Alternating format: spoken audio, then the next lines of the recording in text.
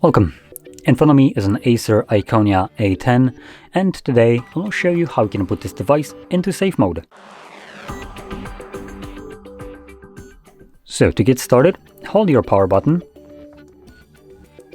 and from the boot options that show up, you want to hold power off. You can see that this changes into reboot to safe mode. Confirm it by selecting OK.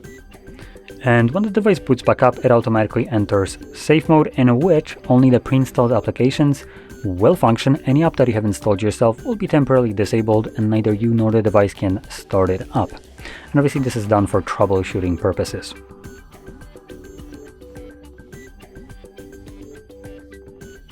As you can see, we have safe mode marking right here in the corner, and in a moment, once it loads all the applications, you should be able to see some apps missing, or well, looking like this. So you can see they're semi-transparent and monochrome.